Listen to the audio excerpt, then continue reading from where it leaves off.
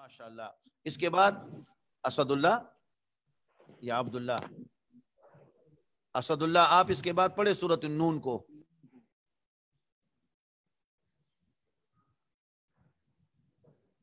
हाँ जी, अच्छा हम सूरत नून को हदर में पढ़ेंगे। आप सब साथी जो क्लास में है और ऑनलाइन वो भी हमारे साथ पढ़ें। अऊज़ु बिल्लाहि मिनश शैतानिर रजीम।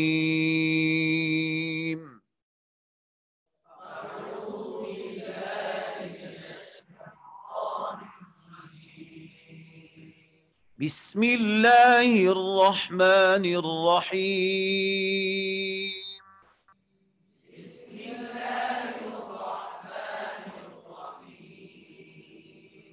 नून वल क़लम वमा यस्तुरून।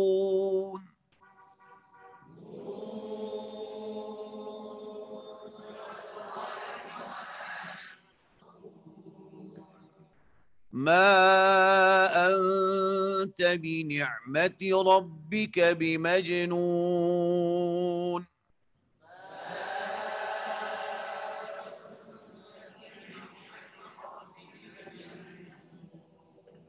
व इन्न लक लअजरन गैर ममनून।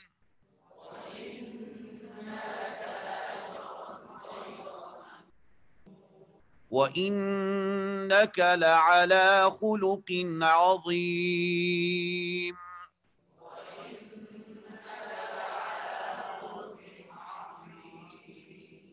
फसतुबसिरु व युबसिरून।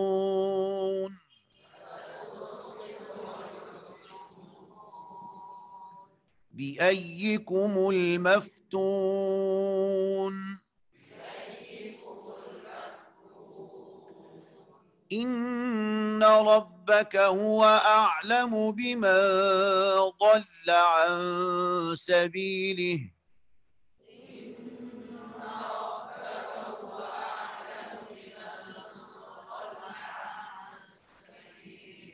وهو أعلم بالمهتدين.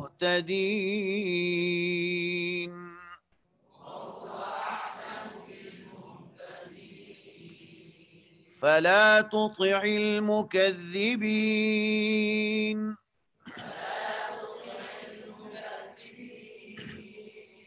ودوا لو تدهن فيدهنون.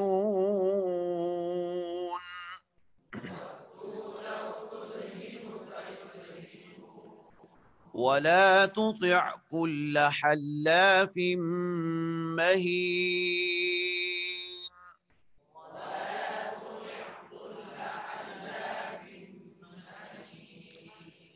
هماز مشاء بنميم.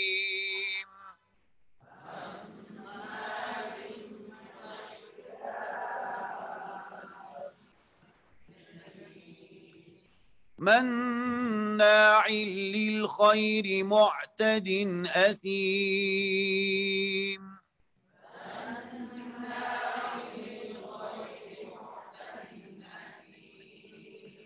عتل بعد ذلك زنيم.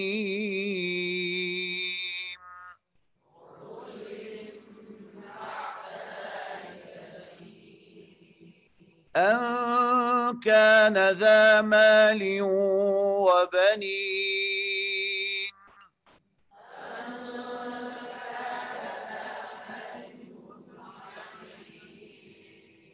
إذا تتلى عليه آياتنا قال أساطير الأولين.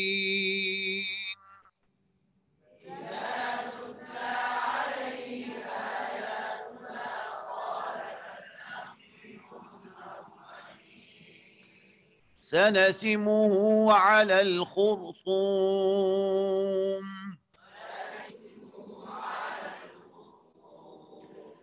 إنا بلوناهم كما بلونا أصحاب الجنة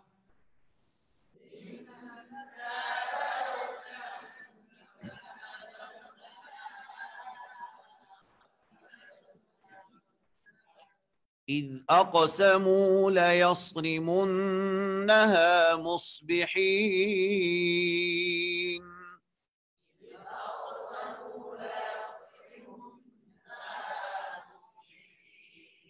ولا يستثنون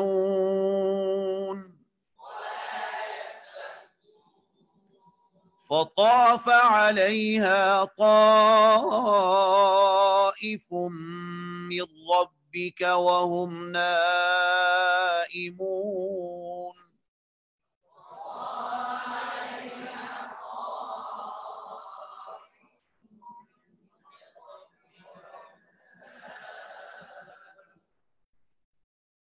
فأصبحت كالصريم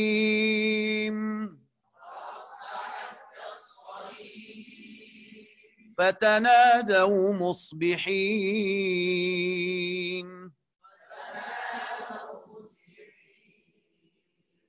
أن اغدوا على حرثكم إن كنتم صارمين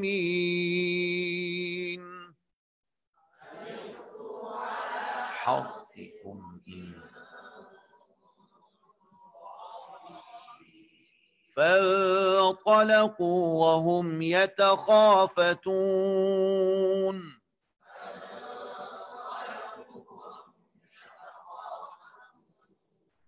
ألا يدخلنها اليوم عليكم مسكين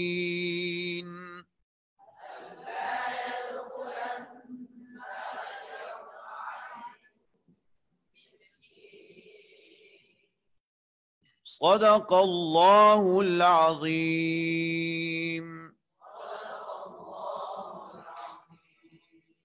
یہاں تک ہمارا حضر ہو گیا. کل انشاءاللہ اسی صورت کے ابتدا سے آخری صورت آخر تک یا سورۃ الحاقہ اگر ٹائم ہو تو اس کو بھی پڑھیں گے انشاءاللہ. آن لائن جو ساتھی ہے اس سے سب سے پہلے سنیں گے اور کلاس میں جو ساتھی ہے اس سے بھی باری باری انشاءاللہ سنیں گے. ہمارا درس اتوار کے دن اور پیر کے دن یہ اصلاح تلاوت اور تلفظ ہے اور منگل کے دن لہجات اور مقامات ہے. تو ہم نے اتوار اور پیر کے دن یہ پڑھا تھا، حروف حلقی کے بارے میں ہم نے پڑھا تھا. اس کے بعد پانچواں مخرج جو ہے وہ قاف کا ہے اور چھٹا مخرج یہ کاف کا ہے اور ساتواں مخرج یہ جیم شین یا غیر مدہ کا ہے.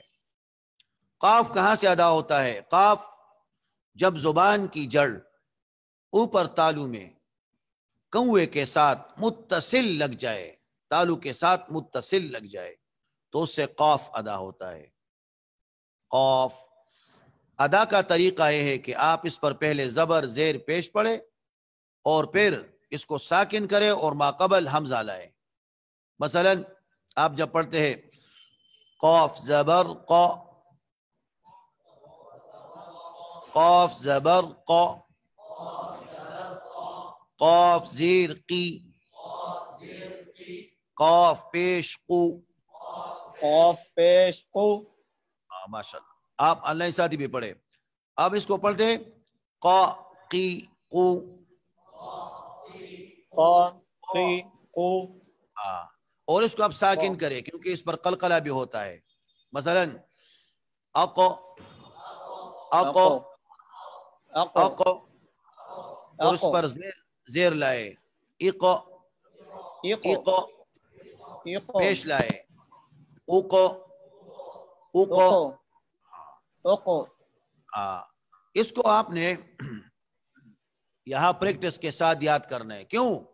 کیونکہ حضر میں یہ قاف ساکن بھی آئے گا، ماقبل اس کا زبر ہوگا، ساکن آئے گا ماقبل اس کا پیش ہوگا، ساکن آئے گا ماقبل اس کا زیر ہوگا. تو اس کو علیحدہ آپ نے پریکٹس کے ساتھ خوب یاد کرنا ہے کہ حضر میں آپ اس کو صحیح پڑھیں اور اس کو زبر زیر ساتھ کے ساتھ بھی پڑھنا آپ کو پریکٹس کے ساتھ آپ اس کو پڑھیں کیونکہ یہی قاف آئے گا، بعض اوقات اس پر زبر ہوگا، زیر ہوگا، پیش ہوگا. تو جب علیحدہ اس کو آپ پریکٹس کے ساتھ یاد کریں تو حضر کے دوران آپ کو کوئی مشکل نہیں ہوگا۔ اکثر جو غلطی کرتے ہیں وہ حروف کو علیحدہ پریکٹس کے ساتھ یاد نہیں کرتے، نہ اس کا مخرج یاد کرتے اور نہ اس پر حرکات کو ضبط کرتے، تو جب وہ حضر پڑھتے تو غلط پڑھتے ہیں۔ اس کو علیحدہ پہلے پریکٹس کے ساتھ پڑھنا ہے، پھر جب یہ قرآن میں آئے تو آپ اس کو پڑھیں گے۔ مثلا ہم پڑھتے ہیں وَمِمَّا رَزَقْنَاهُمْ، وَمِمَّا رَزَقْنَاهُمْ وَمِمَّا رَزَقْنَاهُمْ وَمِمَّا رَزَقْنَاهُمْ يُنْفِقُونَ يُنْفِقُونَ اهدنا الصراط المستقيم اهدنا الصراط المستقيم مستقيم مستقيم ذلك اليوم الحق ذلك اليوم الحق۔ یہ قاف کا مخرج تھا، آپ نے اس پر پریکٹس کرنا ہے اور یاد کرنا ہے، اور انشاءاللہ کل ہم کاف کا مخرج اور اسی طرح آگے سبق پڑھیں گے۔ حاضری یہ ضروری ہے، جو آن لائن ساتھی ہے وہ سب حاضری کرے، کیونکہ یہ کلاس آپ لوگوں کے لیے ہے اور اس سے آپ لوگ بھی استفادہ کرتے ہیں اور یہ عالمی دنیا میں نشر ہوتا ہے، تو عالمی اسلامی دنیا میں اس سے لوگ استفادہ کرتے ہیں، فائدہ اٹھاتے ہیں، اور خوب محنت کے ساتھ، شوق کے ساتھ، لگاؤ کے ساتھ آپ نے حضر کو اور قواعد کو یاد کرنا ہے اور پڑھنا ہے، کیونکہ قرآن جو ہے یہ اللہ کا کلام ہے۔ آپ جتنا اس کو خوبصورتی کے ساتھ پڑھیں گے اور جتنا اس میں آپ توجہ کریں گے تو ثواب بھی زیادہ ملے گا اور اللہ بھی خوش ہوگا، کیونکہ نبی علیہ السلام کا فرمان ہے زینوا القرآن باصواتکم، قرآن کو خوبصورت بناؤ اپنے آوازوں کے ساتھ، زینوا القرآن باصواتکم، کیونکہ فإن الصوت الحسن، خوبصورت آواز، یزید القرآن حسنا، قرآن کے خوبصورتی اور حسن کو دوبالا کرتا ہے۔ تو آپ نے اس کو خوب خوش آوازی کے ساتھ اور محنت کے ساتھ پڑھنا ہے۔ وآخر دعوانا ان الحمد للہ رب العالمین۔